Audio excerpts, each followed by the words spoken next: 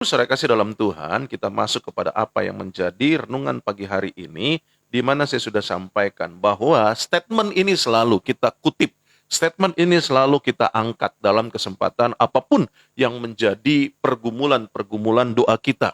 Sehingga kita meyakinkan diri kita dengan berkata bahwa doa orang benar bila yakin didoakan, maka besar kuasanya. Ya kan? Ini sering kita angkat, tetapi dalam kenyataannya, dalam keberadaannya, kita seperti kok tidak mendapatkan jawaban doa, ya kan? Kita merasa bahwa apa nih maksudnya ayat ini? Kok sepertinya saya tidak mengalaminya.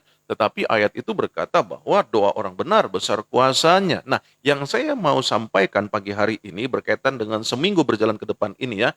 Nanti juga di kesempatan nanti kita akan belajar tentang jenis-jenis doa yang ada di Alkitab ya. Lalu juga nanti kita akan belajar yaitu tentang doa-doa orang-orang yang ada dalam Alkitab atau hamba-hamba Tuhan yang ada dalam Alkitab ya, baik itu doa Ayub, doanya Yakobus juga ya, doa Rasul Paulus juga. Nanti kita akan belajar tentang hal-hal seperti itu ya dalam kesempatan seminggu ini supaya kita bisa membangkitkan manusia rohani kita ya. Saya mau setiap kita mengerti dalam kesempatan hidup kita ini, saya ingin setiap Bapak Ibu Saudara itu melakukan sesuatu karya ya kepada Tuhan ya. Nah, itulah yang harusnya menjadi satu tekad, menjadi satu dorongan di kesempatan di mana kita hidup. Karena kan hari-hari ini kita dengar orang meninggal lah, orang yang kadang-kadang kita pagi aja tadi saya sudah baca dalam Facebook ya kan, sudah lihat selamat jalan ini ya kan begitu, juga banyak hal-hal yang menjadi ucapan-ucapan atas kepergian orang-orang yang dikasihi ya. Nah, itu yang saya katakan, berarti selama kita hidup berarti ada kesempatan dong ya kan untuk kita berkarya kepada Tuhan. Selama kita hidup tentunya ada kesempatan dong untuk kita melakukan apa yang harus kita lakukan dalam kehidupan kita ya. Nah, mari Bapak Ibu Saudara, kita melihatnya dulu di dalam Alkitab apa yang menjadi kutipan yang biasanya dilakukan ya atau dikatakan kepada setiap pergumulan-pergumulan yang ada. Yakobus pasal yang kelima ayat yang ke-16. Saya mau mengacu kepada satu ayat ini saja dulu ya. Nanti kita akan membahas lebih jauh lagi berkaitan dengan hal-hal apa yang menjadi persoalan doa ya kan. Oh, benar, doa orang benar besar kuasa, tetapi harus ada aturan mainnya. Kan saya sudah bilang ya kan, yang saya sudah tampilkan di judulnya, obat dari dokter aja itu kita nggak bisa sembarangan makannya sesuka-sukanya kita, harus ikutin aturannya supaya apa? Supaya sembuh. Nah, sama dalam hidup Kristen juga begitu. Bicara tentang doa, nanti secara etimologi saya akan jelaskan tentang doa itu sendiri, lalu bagaimana langkah-langkah di dalam kita berdoa ya. Nah, saya mau kita membaca dalam Yakobus 5 ayat 16 ini sebagai kutipan yang biasa selalu dikutip, yang selalu biasa dinaikkan ya, dengan doa-doa yang bersamaan kita ambil ayat ini ya. Dikatakan dalam ayat yang ke-16, karena itu hendaklah kamu saling mengaku dosamu dan saling mendoakan supaya kamu sembuh. Doa orang yang benar bila dengan yakin didoakan sangat besar kuasanya.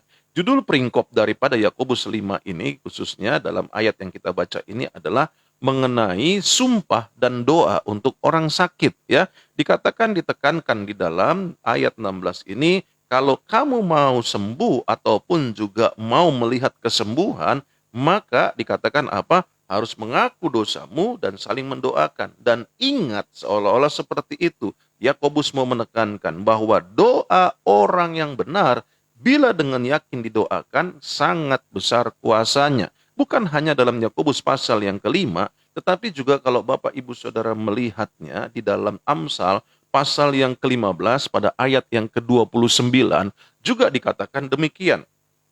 Dalam Amsal 15 ayat 29, Tuhan itu jauh daripada orang fasik, tetapi doa orang benar didengarnya ya. Nah, di sini kita kembali melihat bahwa ada pernyataan doa orang benar.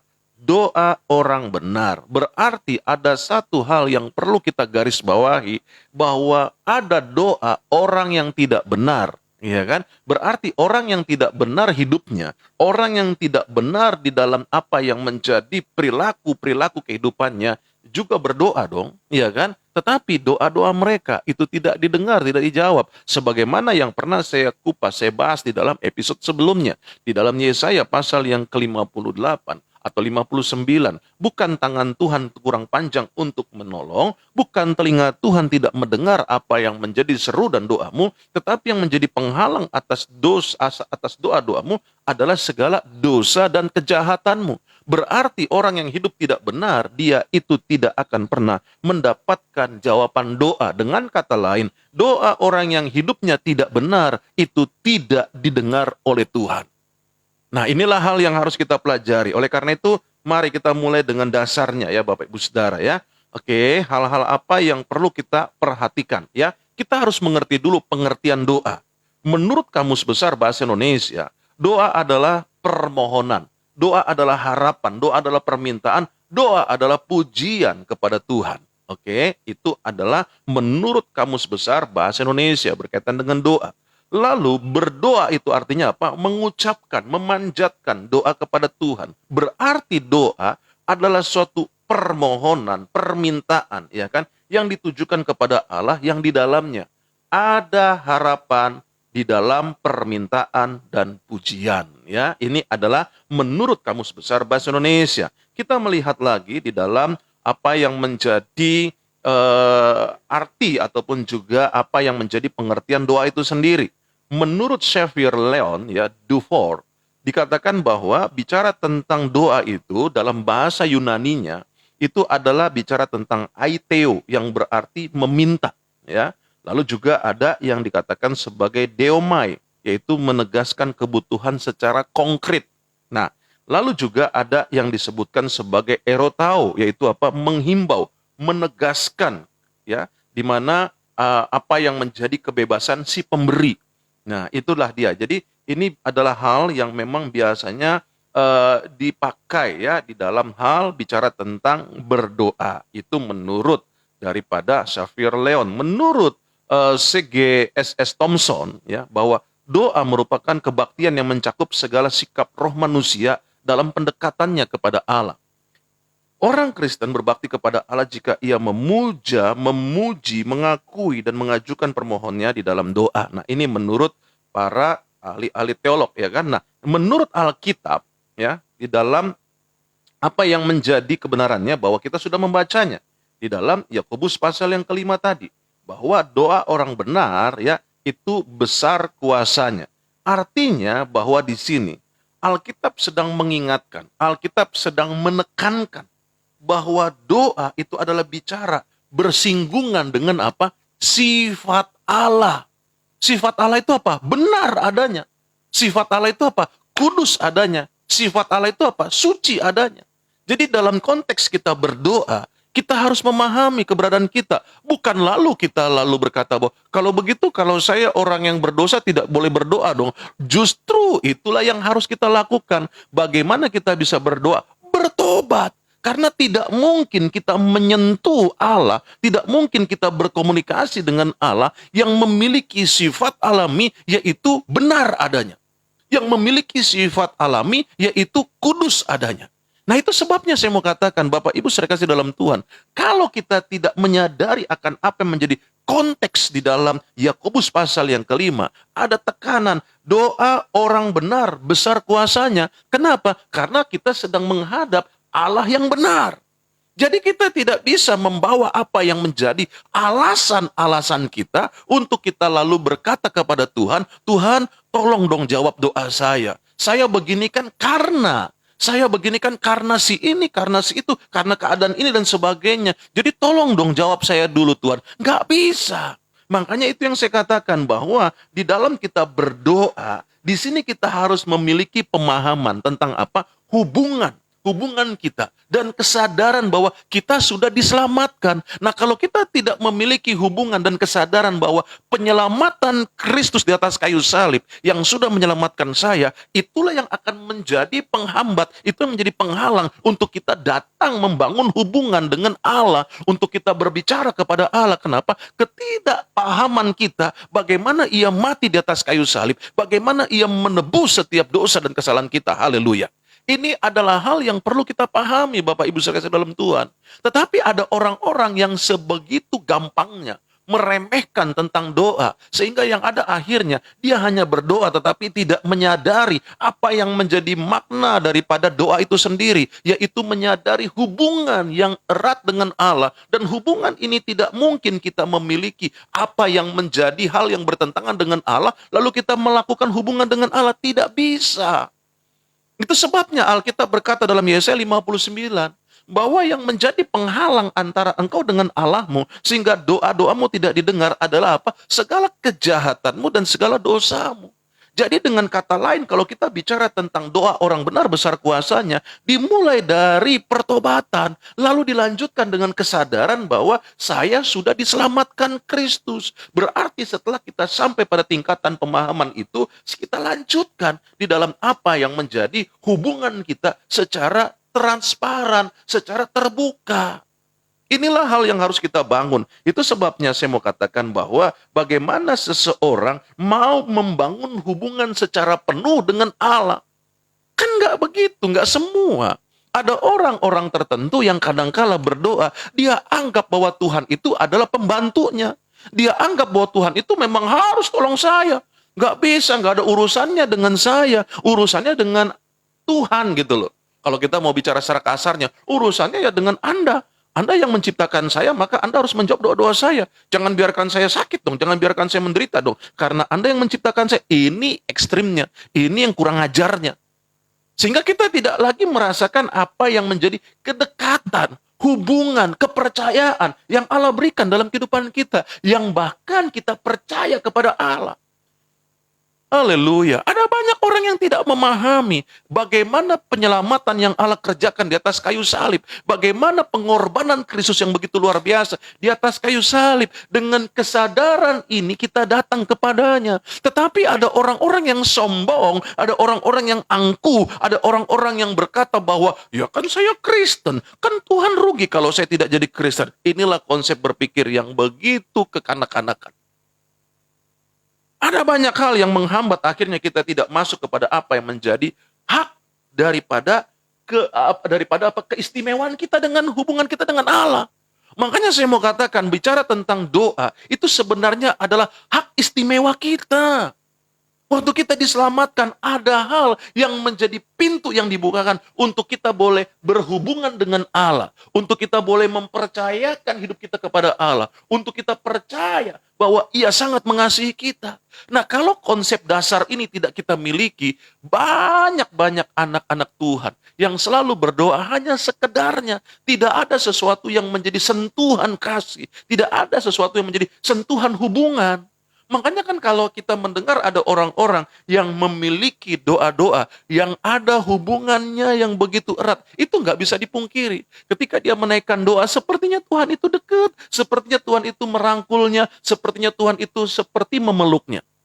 Dan doanya tulus dari hati. Makanya kan ada orang yang berkata bahwa kan doa kan harus dari hati. Betul, tapi hati yang bagaimana? Kalau hatimu tidak bertobat, kalau hatimu tidak menyadari akan kasih Allah di atas kayu salib, Dia sudah menyelesaikan segala sesuatunya, maka engkau akan selalu merasa jauh. Sehingga doamu itu hanya sebatas mulut. Yang mana mungkin kau bisa merubahnya dengan kata-kata yang indah, kata-kata yang baik, tetapi itu tidak pernah menyentuh hati Allah. Kenapa? Bicara tentang berdoa dasarnya adalah sentuhlah hati Allah. Hubungan yang dibangun. Kedekatan hubungan ini tidak bisa hanya sesekali. Itu sebabnya kenapa kita dikatakan tetaplah berdoa. 1 Tesalonika ayat 17. Tetaplah berdoa. Nah, ini yang harusnya kita lakukan. Itu bicara bukan hanya berdoa, artinya bicara tentang kata-kata yang kita ucapkan, tetapi lebih kepada apa? Kepada hubungan. Haleluya. Itu sebabnya dalam kesempatan ini, maka kita bisa melihat bahwa doa adalah suatu relasi antara manusia dengan Allah yang di dalamnya roh manusia. Ingat itu.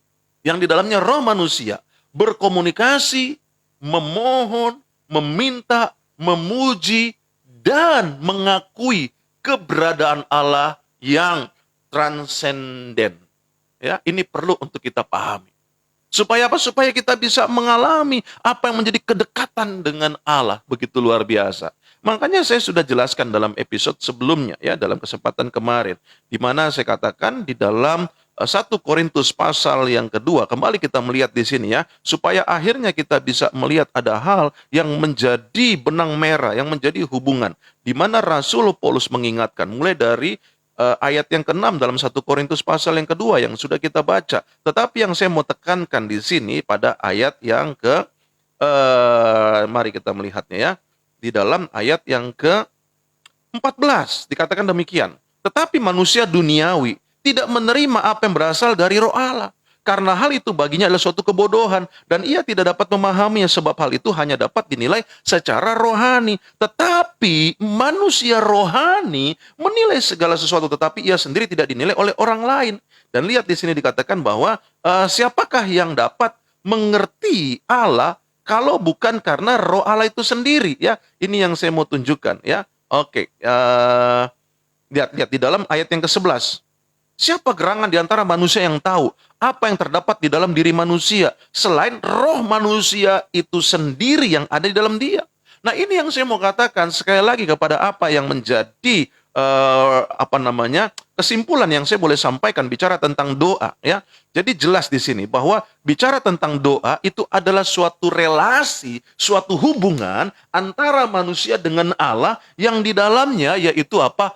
Roh manusia, sejatinya roh manusia ini yang berkomunikasi, yang memohon, yang meminta, memuji, ya kan, dan mengakui keberadaan Allah yang tidak terlihat, yang transenden ini. Ini harus kita miliki dalam pemahaman kita, sehingga kita tidak menganggap bahwa Allah itu tidak ada, sehingga kita hanya sekedar mengucapkan kata-kata, Tuhan terima kasih buat hari ini, Tuhan terima kasih Engkau yang akan memberkati hidup saya, terima kasih Tuhan. No, buat saya bukan kata-katanya, bukan bagusnya rangkaian kata-kata yang dibangun, tetapi yang harus dimulai adalah bicara tentang relasinya, bicara tentang hubungannya yang dibangun dari manusia roh kita kepada Allah melalui rohnya yang kudus. Maka Alkitab mengatakan jelas bahwa bagaimana mungkin kita dapat mengerti manusia diri kita kalau bukan karena manusia rohani kita. Sebaliknya pun demikian.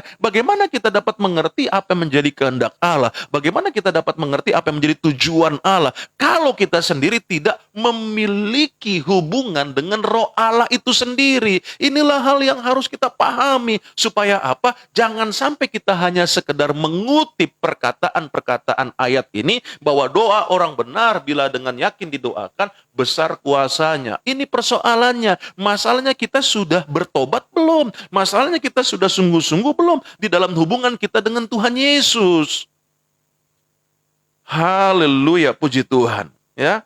Bapak Ibu saudara kasih dalam Tuhan. Itu sebabnya dalam kesempatan ini saya mau buat setiap kita mengerti, ya. Supaya apa? Supaya jangan sampai akhirnya kita menjadi orang yang tidak mengerti aturan main di dalam hal berdoa. Gitu loh, ya. Kalau kita mengacu kepada apa yang menjadi Yakobus pasal 5 ayat 16, jelas di situ dikatakan apa? Bahwa kita harus memiliki kesadaran diri dulu, gitu loh.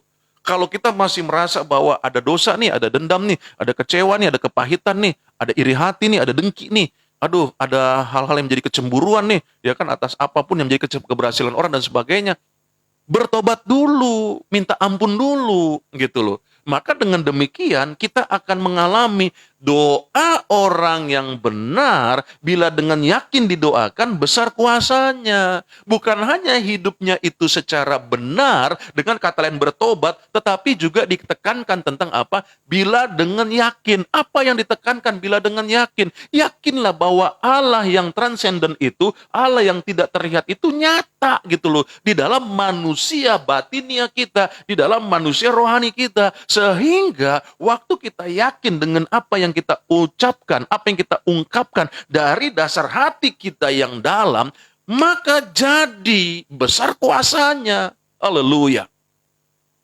Inilah hal yang perlu kita perhatikan dalam kehidupan kita ya Bapak Ibu Saudara. Oleh karena itu, dalam kesempatan ini saya mau setiap kita semakin hari semakin dewasa di dalam kita menyikapi keimanan Kristen kita ya. Karena hari-hari ini di mana kita penuh dengan segala tantangan di dalamnya. Pentingnya doa dan perlunya doa ya. Nah, makanya juga kalau kita lihat Bapak Ibu Saudara kasih dalam Tuhan ya, di mana di dalam Keluaran pasal yang ke-20 ya. Di situ ditekankan begini ya, di dalam Keluaran pasal yang ke-20 pada ayat yang ke-7 ya. Keluaran 20 ayat 27, ayat yang ke-7. Keluaran 20 ayat yang ke-7. Ini tentang 10 perintah Tuhan. Oke. Nah, salah satu dikatakan apa? Jangan menyebut nama Tuhan Allahmu dengan sembarangan, sebab Tuhan akan memandang bersalah orang yang menyebut namanya dengan sembarangan. Di mana kita menyebut nama Tuhan dengan sembarangan? Oke, kita melihat ya, di dalam Matius pasal yang ke-7, oke, kita lihat di dalam Matius pasal yang ke-7, pada ayat yang ke-21. Itu sebabnya kita mengerti apa yang dikatakan oleh firman Tuhan ini. Dalam Matius 7 ayat 21, bukan setiap orang yang berseru kepadaku, Tuhan, Tuhan. Perhatikan ini. Bukan setiap orang yang berdoa, yang berkata, Tuhan, Tuhan, tolong saya. Tuhan, Tuhan, berkati saya. Tuhan, Tuhan, jagai saya. Maka dikatakan apa? Bukan setiap orang yang berseru kepadaku Tuhan, Tuhan, ya kan? Makanya tadi dikatakan jangan menyebut nama nama Tuhan, nama-nama Allahmu dengan sembarangan, ya kan? Kesannya seperti itu tuh. Apa-apa ngomongnya Tuhan, ya kan? Ya Tuhan kan begitu kan? Nah, satu kali ada seorang anak, dia itu mandi, ya, dia mandi mau sekolah sebelum pandemi. Wah, itu kelamaan, ya, dia mandi kelamaan, lalu akhirnya dia itu dimarahin sama mamanya, ya, karena dia kelamaan. Lalu akhirnya dia diteriakin sama mamanya. Ya Tuhan, kamu masih belum keluar juga dari kamar mandi gitu, ya kan gitu. Nah, makanya waktu ada pertanyaan di sekolah, ya kan, kepada anak itu ditanya, Tuhan ada di mana? Semua menjawab di sorga. Tetapi anak itu menjawab, Tuhan biasanya ada di kamar mandi. Kenapa? Karena mama yang selalu bilang, ya Tuhan, kamu masih belum keluar juga dari kamar mandi. Kan begitu. Nah, ini yang saya mau bilang. Penyebutan nama Tuhan sembarangan. Ya kan? Kadang-kadang kita juga, ya Tuhan Yesus. Apa sih gitu loh. Ya kan? Kesannya kita itu kalau lihat apa? Jangankan itu. Kalau lewat tempat gelap aja. Kalau kita lewat sesuatu yang kita merasakan, ada sesuatu yang rasanya takut, merinding dan sebagainya. Dalam nama Yesus, dalam nama Yesus. Dalam nama Yesus apaan? Ya kan? Nah, ini yang bahayanya. Ingat loh Bapak Ibu saudara kasih dalam Tuhan ya. Saya akan sampaikan hal-hal langkah-langkah apa yang perlu dilakukan. Tetapi yang perlu untuk diingat ya. Kalau kita sudah mengerti tentang bagaimana cara berdoa, ya kan, bukan lalu dalam unsur-unsur doa ini, ya kan, bahwa lalu akhirnya apa? Bahwa kalau saya berdoa dengan hal-hal ini, maka pasti Tuhan akan menjawab. Ini namanya seperti suatu rumusan mantra. Enggak begitu maksudnya, ya kan? Ada banyak kita akhirnya menjadikan doa itu seperti mantra. Seperti mantra-mantra yang dilakukan oleh yang namanya dukun dan sebagainya, ya kan? Yang penting ada tekanan dalam nama Yesus, kan seperti itu. Makanya Alkitab jelas katakan di dalam ulangan ini bahwa jangan kamu menyebut nama Tuhan Allahmu dengan sembarangan.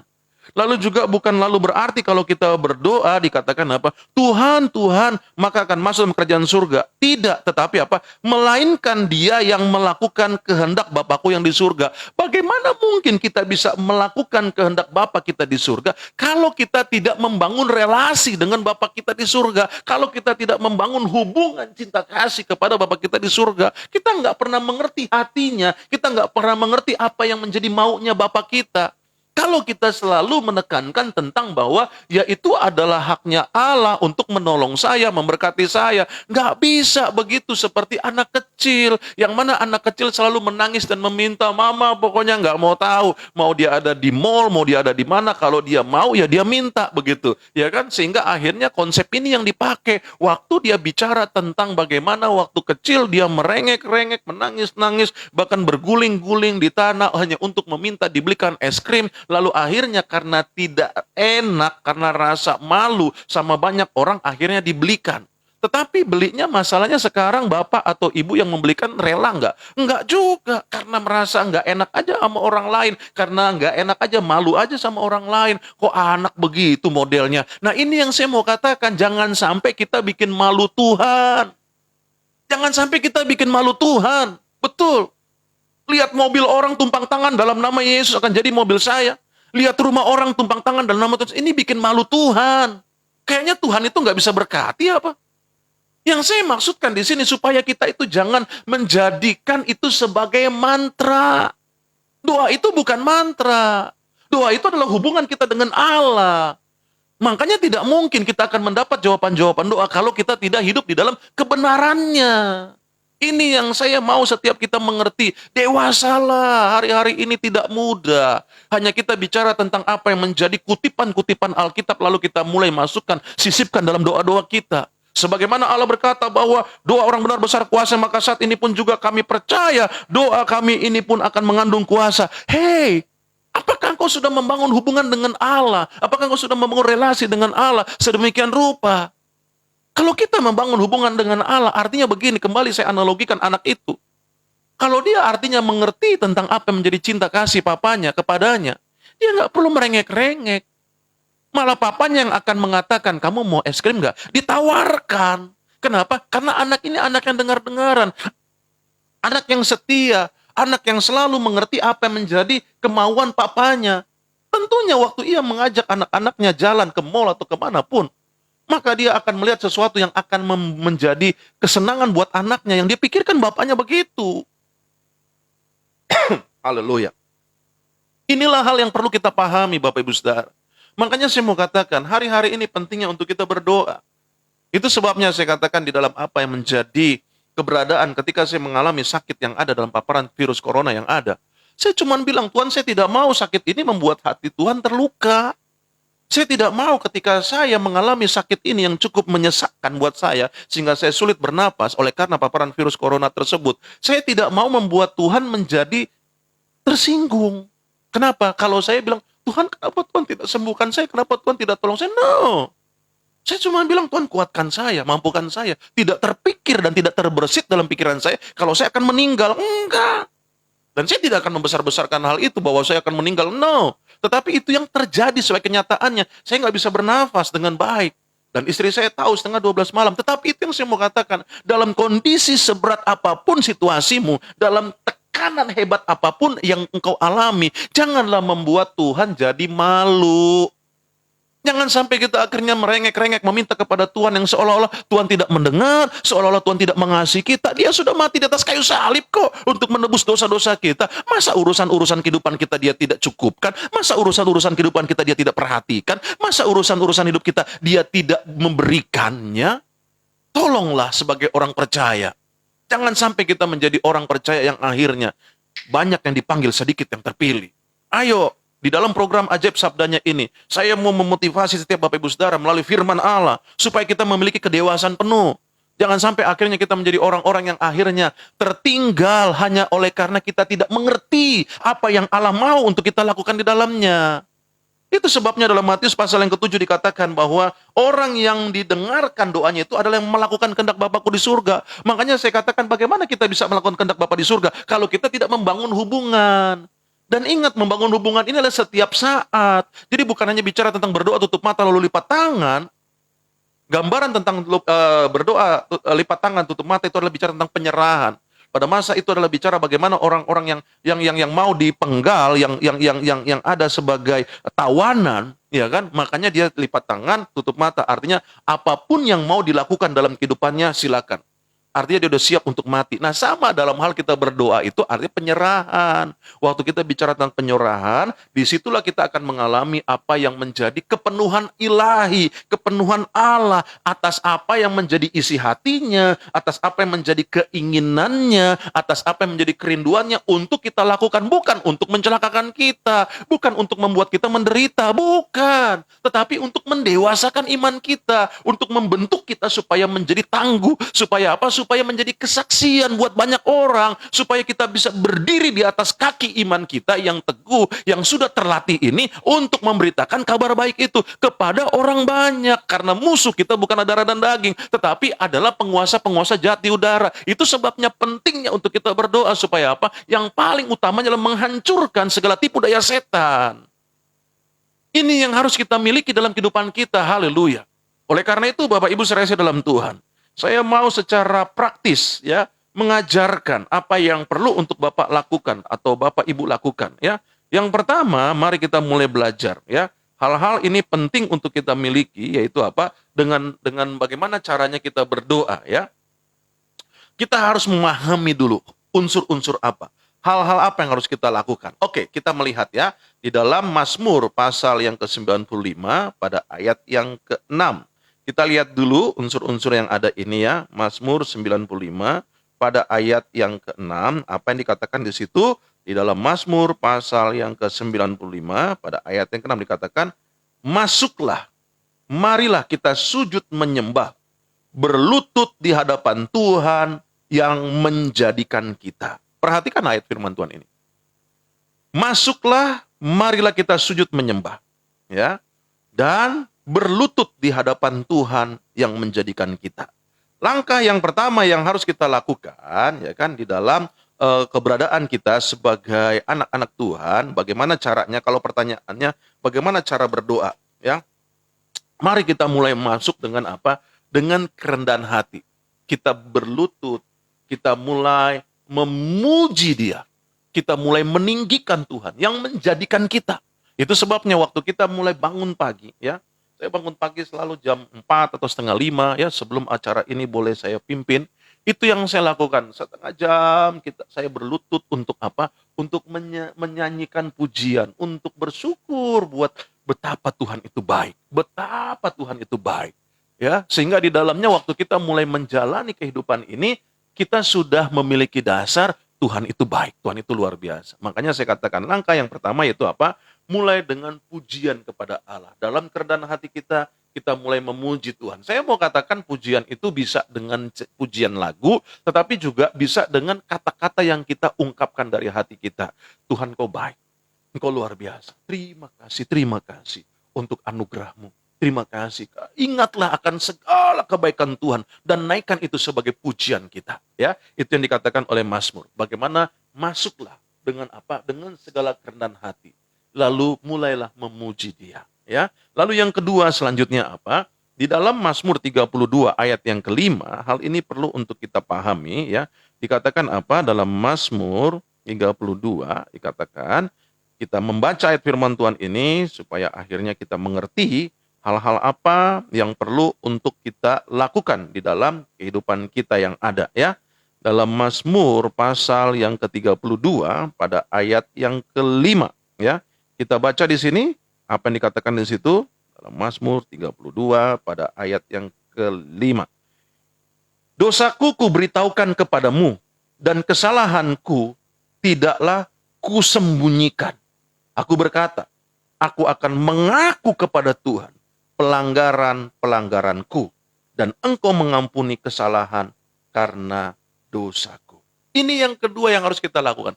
Selain kita datang dengan segala kerendahan hati, kita bersujud, kita berlutut di hadapannya, ya, lalu mulai kita memuji Allah, dan akhirnya apa? Tingkatan selanjutnya, akui dosa-dosa kita. Dengan kata lain bahwa kita ini sedang membangun manusia rohani kita. Waktu kita membangun manusia roh kita, maka manusia daging kita ini nih, ya kan, dia akan terus mengintimidasi, mengintervensi yang ditunggangi oleh setan, gitu loh. Sehingga yang ada akhirnya, aduh iya ya kemarin saya masih menyimpan luka, masih menyimpan dosa dan sebagainya. Selesaikan. Tuhan ngomong aja. Makanya saya bilang, saya ada saatnya saya ngomong sama Tuhan itu kayak anak kecil. Kayak anak kecil maksudnya saya ngomongin apa yang memang ada di dalam hati saya kepada Tuhan. Sebagai hal kesalahan, sebagai hal apa yang menjadi kerinduan dan sebagainya. Loh, Dia Bapa saya kok. Saya bicara aja sebagaimana saya sebagai anak kepada Bapa. Ya, secara pribadi tentunya tidak seperti di sini. Kan malu lihat Bapak Ibu Saudara, ya kan. Tapi itu kan lebih bicara tentang privasi, hubungan dengan Allah. Secara relasi secara kedekatan gitu loh ya. Jadi langkah yang selanjutnya selain kita memuji kepada Allah ya kan, lalu selanjutnya apa? Kita harus mengakui akan segala apa yang menjadi dosa-dosa dan kesalahan kita. Akuilah itu ya. Secara praktis saya coba ajarkan kepada Bapak Ibu Saudara ya. Selanjutnya dikatakan apa? Di dalam Filipi pasal yang keempat pada ayat yang keenam ya, apa yang dikatakan di situ dalam Filipi pasal yang keempat pada ayat yang keenam, kita melihat di sini apa yang menjadi kebenaran firman Tuhan di dalam Filipi pasal yang keempat pada ayat yang keenam jelas dikatakan demikian ya. Janganlah hendaknya kamu khawatir tentang apapun juga, tetapi nyatakanlah dalam segala keinginanmu kepada Allah dalam doa dan permohonan dengan ucapan syukur ya. Jadi di sini kita lanjutannya adalah setelah kita mengakui dosa, udah kita nggak usah khawatir apa yang menjadi kekhawatiran kita tentang bagaimana keadaan pandemi COVID-19 ini misalnya, ataupun juga tentang apa yang menjadi usaha kita, apa yang menjadi dagang kita, apa yang menjadi bisnis kita, menjadi pekerjaan kita, ungkapkan. Ya, ungkapkan. Lalu dikatakan apa? Dalam doa, dalam permohonan, dan dengan ucapan syukur. Artinya apa? Bersyukur.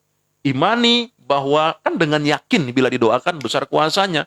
Gitu loh. Setelah kita mulai masuk dalam dimensi di mana kita menyadari bahwa Tuhan itu dahsyat, Tuhan itu luar biasa, kita akui segala dosa-dosa kita, lalu kita mulai menaikkan doa-doa kita ya sebagai permohonan kita, dan kita menerimanya dengan ucapan syukur. Nah, inilah langkah-langkah praktis yang Bapak Ibu Saudara bisa lakukan di dalam kehidupan setiap Bapak Ibu Saudara ya. Kalau Bapak Ibu Saudara sudah melakukan itu, puji Tuhan ya. Tetapi itu yang saya mau katakan, hal-hal ini adalah hal yang bukan hanya dilakukan pada sesekali, tetapi ini adalah hal yang harus dilakukan setiap saat gitu loh dalam kehidupan kita, yaitu intinya membangun relasi gitu ya kan.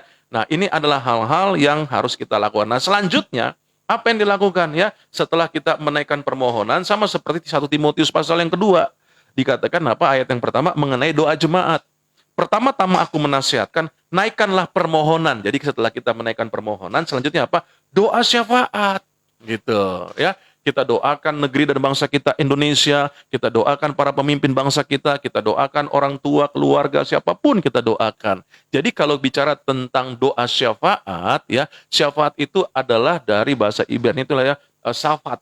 Ya, syafat itu apa sih? Syafat itu artinya ditunjuk, ya, ditunjuk untuk memimpin. Nah, kalau dia ditunjuk untuk memimpin, ya, ini dalam doa syafaat, kalau misalnya di gereja, ya, syafat itu artinya ditunjuk memimpin, dia tidak lagi berdoa buat dirinya, tetapi dia berdoa buat orang lain. Karena apa? Karena dia ditunjuk untuk memimpin doa.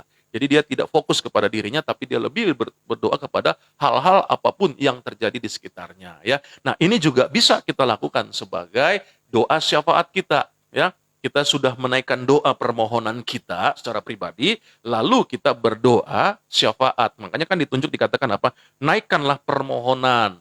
Lalu apa? Doa syafaat. Jadi seperti itu. Nah, ini langkah-langkah praktis ya Bapak Ibu Saudara ya. Tetapi ini tidak lalu menjadi ukuran bahwa kalau saya lakukan hal ini maka saya akan didengar dan dijawab oleh Tuhan. Ingat sekali lagi bahwa inti daripada doa adalah relasi. Inti daripada doa adalah hubungan.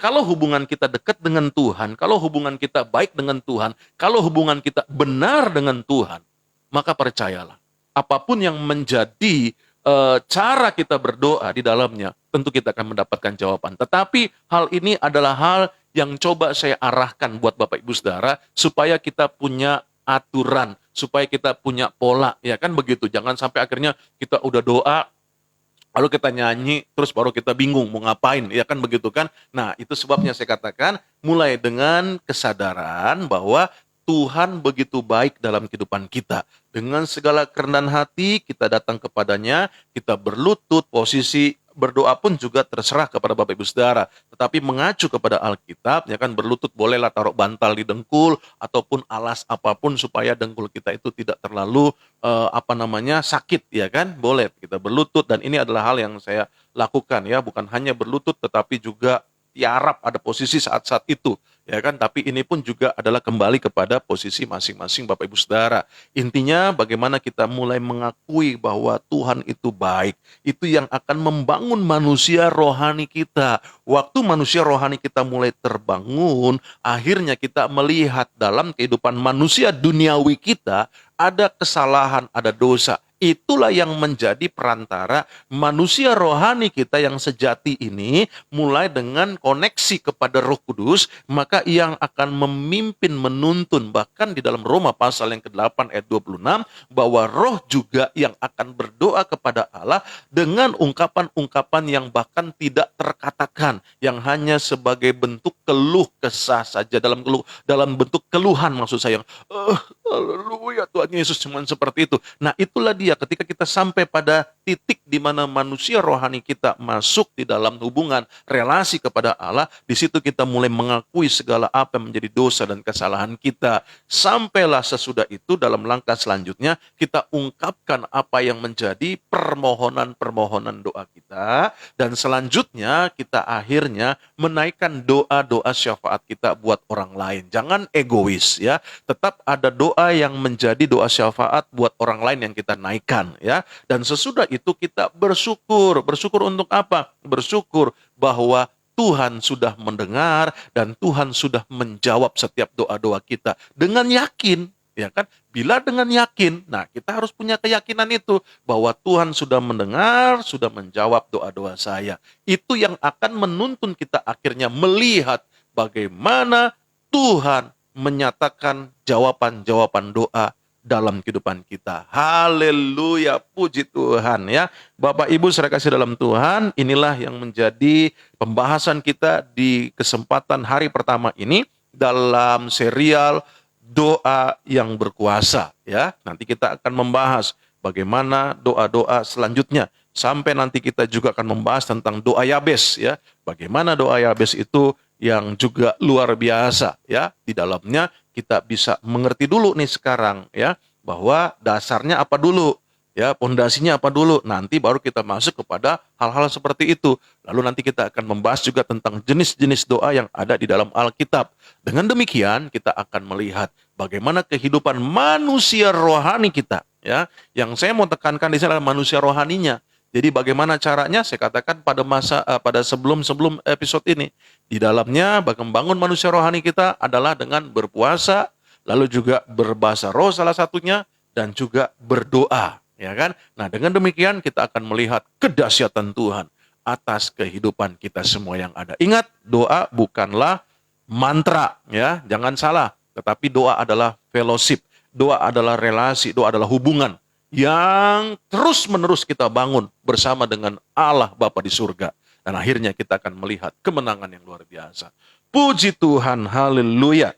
Terima kasih buat Bapak Ibu Saudara ya, apa yang menjadi pembahasan kita dalam kesempatan pagi hari ini, kiranya itu boleh membukakan manusia rohani Bapak Ibu Saudara untuk lebih maju lagi di dalam takut akan Tuhan, di dalam mengasihi Tuhan ya. Terima kasih buat kebersamaan kita pagi hari ini. Tentunya menjadi sukacita kalau boleh ada bersama dengan setiap Bapak Ibu Saudara setiap paginya ya. Haleluya ya. Saya mau menyapa dulu pagi hari ini ya. Saya tahu bahwa tadi ada hamba-hambanya, Pak Pendeta Yosef Ririmase. Shalom Pak, selamat pagi ya. Lalu juga ada hambanya Pak Pendeta Glenn ya, Ratu Heru ya. Puji Tuhan ya. Selamat pagi hambanya. Jangan lupa Bapak Ibu Saudara, saya akan berduet sama hambanya ini hari Kamis ya. Hari Kamis jam 6, bukan jam 7 ya, jam 6 sore kita akan mulai, di mana kita akan membahas tentang dunia okultisme ya. Bapak Ibu Saudara, ikutin apa yang menjadi pengumumannya. Nah, saya juga mau menyapa pagi hari ini buat Bapak Willy Richard. Shalom Pak, sehat selalu ya Pak. Puji Tuhan ya, haleluya. Lalu juga ada Ibu Dita Tambunan ya. Shalom Ito ya. Puji Tuhan, sehat selalu ya. Haleluya. Lalu juga ada Ibu Olivia, ya, Ibu Olivia, shalom Ibu, sehat selalu ya, puji Tuhan, haleluya. Dan juga ada Ibu Susiawati, shalom Ibu, selamat pagi, haleluya, haleluya. Lalu juga ada Ibu Friskal, ya Friskal Simanjuntak, Ibu atau Bapak ini ya, Puji Tuhan, haleluya. Shalom, selamat pagi ya, sehat selalu. Puji Tuhan ya, Bapak Ibu saudara dalam Tuhan. Saya minta maaf kalau ada nama-nama Bapak Ibu saudara yang belum saya sebutkan dalam kebersamaan ini ya. Saya berdoa Bapak Ibu saudara terus boleh mengalami sukacita setiap kali memasuki hari yang baru ya. Ingat setiap hari itu adalah hari yang baik ya. Makanya Bapak Ibu saudara saya mau setiap pagi itu renungkan firman Allah. Nah, setiap pagi saya ada bersama dengan Bapak Ibu Saudara dalam program Ajaib Sabdanya ini. Kiranya hal ini akan membantu Bapak Ibu Saudara untuk semakin mengerti apa yang menjadi kasih Tuhan, apa yang menjadi kebaikan Tuhan dalam kehidupan kita semua yang ada.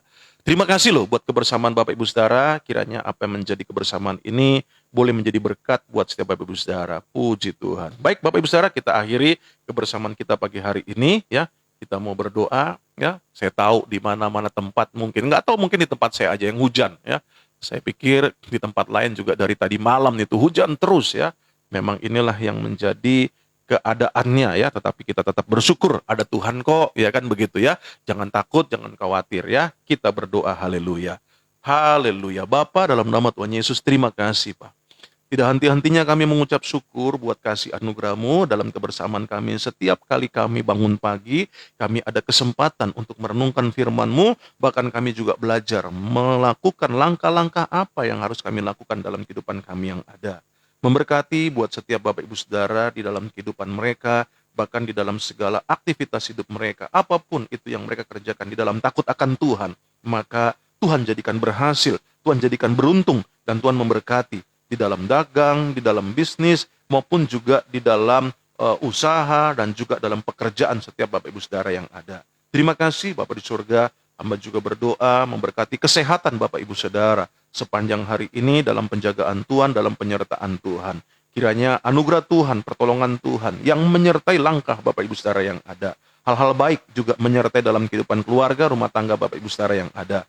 Berkati suami, berkati istri, berkati orang tua, berkati mertua, berkati menantu, berkati anak cucu, semuanya diberkati Tuhan. Terima kasih Bapak di surga. Akhirnya kami boleh menyatakan hari ini hari berkat, hari mujizat, hari pertolongan Tuhan, hari di mana kami boleh melihat kebaikan Tuhan dan kedahsyatan Tuhan di tengah-tengah kehidupan kami semua yang ada. Terpuji-pujilah Tuhan kekal selamanya. Berkati buat negeri dan bangsa kami Indonesia. Berkati juga buat daerah-daerah yang terdampak oleh bencana alam. Tuhan, kuatkan hati mereka, hiburkan hati mereka yang ada.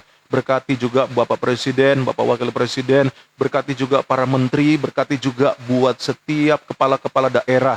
Tuhan, berikan hikmat di dalam kepemimpinan mereka yang ada. Berkati juga buat TNI, Polri, Panglima maupun juga Kapolri. Berkati para medis, dokter dan perawat, bahkan juga suster dan brother yang ada. Tuhan, biarlah kiranya mereka tidak terpapar dengan apa yang menjadi virus corona dalam mereka menangani virus corona yang ada. Berkati juga setiap Bapak Ibu Saudara yang saat ini sedang ada dalam isolasi mandiri. Tuhan, biarlah kiranya dalam kesempatan kemudian mereka boleh dinyatakan negatif. Mereka sudah sembuh oleh kuasa bilur-bilur darah Tuhan Yesus. Bahkan yang dirawat di rumah sakit pun mereka juga sembuh dalam nama Tuhan Yesus. Terima kasih Bapak, berkati gereja-gereja Tuhan di mana-mana tempat. Berkati hamba-hamba Tuhan yang melayani di mana-mana tempat. Berkati kesehatan mereka, berikan hikmat di dalam kehidupan setiap mereka yang ada. Terima kasih Bapak di surga. Akhirnya Bapak Ibu saudara kasih dalam Tuhan, ingatlah bahwa sesungguhnya Allah itu baik. Sekali-kali Ia tidak pernah meninggalkan kita. Arahkan hatimu kepada Tuhan. Terimalah berkat yang datangnya dari Allah Bapa, kasih anugerah daripada Tuhan Yesus Kristus, penyertaan, penghiburan, pengurapan, persekutuan daripada Allah Roh Kudus, turun atas kehidupanmu, atas kehidupan keluarga rumah tanggamu, atas kehidupan masa mudamu, masa tuamu, bahkan anak dan cucumu, bahkan turun atas kesehatanmu, turun atas apapun yang kau kerjakan dengan tanganmu senantiasa, Tuhan jadikan berhasil dan beruntung. Mulai pagi hari ini sampai Maranatha, Tuhan datang kembali untuk menjemput setiap kita yang percaya, mengasihi, mencintai, bahkan melayaninya. Haleluya. Mari kita sempurnakan doa kita sebagaimana Tuhan Yesus ajarkan doa ini dan kita naikkan doa ini bersama-sama. Bapa kami yang dalam kerajaan surga, dikuduskanlah namamu, datanglah kerajaanmu, jadilah kehendak-Mu di bumi seperti di surga. Berikanlah kami pada hari ini makanan kami yang secukupnya, dan ampunilah kami akan segala kesalahan kami, seperti kami juga mengampuni orang bersalah kepada kami. Dan janganlah membawa kami ke dalam pencobaan, tetapi lepaskanlah kami daripada yang jahat, karena Engkau yang mempunyai kerajaan, dan kuasa, dan kemuliaan, sampai selama-lamanya. Haleluya. Amin. Puji Tuhan. Bapak Ibu dikasih Tuhan, ingat terus melayani, Bagikan dan share apa yang menjadi kebersamaan kita. Ingat, Yesus Kristus Tuhan, Yesus Kristus tetap Tuhan, Yesus Kristus selama-lamanya Tuhan. Hanya Tuhan Yesus Kristuslah satu-satu jalan keselamatan untuk kita sampai dan masuk ke surga. Tuhan Yesus memberkati, sukses menyertai Bapak Saudara. Shalom.